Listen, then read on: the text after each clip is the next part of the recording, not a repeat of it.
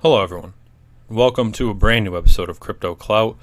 I want to start by just talking about a new series that I'm going to be doing on this channel where we're going to be talking about notable figures who've been advocating for cryptocurrency. This Ricardo Salinas is a perfect example of a mover and shaper. Of course, he's a billionaire. We'll be talking about this man a little bit in depth, but he says Bitcoin is more than a digital currency, which is interesting because we have Mexico warns of Bitcoin brokers operating in the country.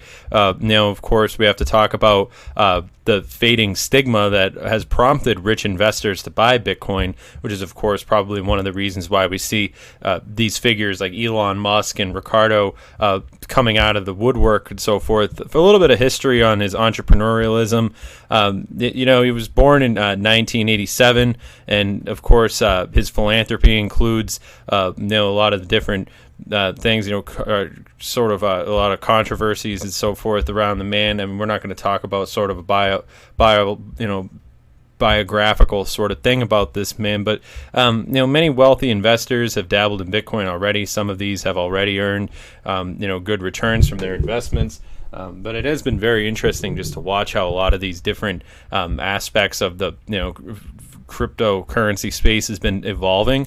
Mexican billionaire says his banking business may embrace Bitcoin, which is really exciting.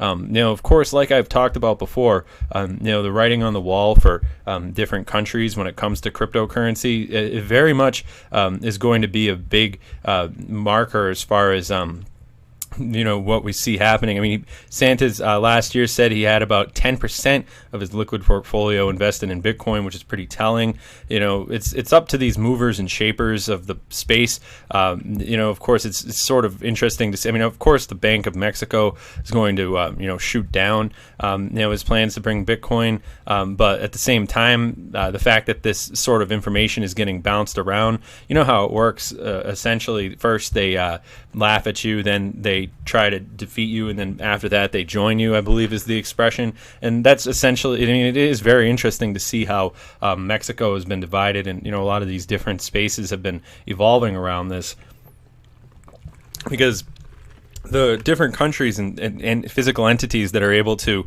embrace cryptocurrency and blockchain technology are going to be the leaders of the future paradigm. I mean, when we talk about these different aspects and moving parts and different variables about the situation, one of the key variables to take into consideration really does boil down to computing power. And I think Ricardo understands this, and I think that that's sort of he sees the writing on the wall much the same way that many other wealthy individuals do. Also, what I've noticed is with one arm of the media, many of these entities will slander cryptocurrency, sort of distract the general populace, and sort of micromanage the general layman's opinion about these things, while at the same time moving and shaping in the background, of course, moving billions of dollars and so forth. And I think that this will be a very interesting thing, and I'd like to see comments down in the comment section talking about the upcoming supply shock and how entities like these different billionaires, and we'll be covering other interesting figures who will be playing a big role in this. But definitely interesting to see, a 65-year-old, who's just this wealth and so forth, sees the writing on the wall. Definitely goes a long way towards supporting different theories that we've all heard about adoption and so forth, and sort of that slow crawl towards cryptocurrency and so forth going very mainstream. And I think that this really could benefit countries like Mexico in the next paradigm, especially while they're, the U.S. is in decline and all these different things are happening.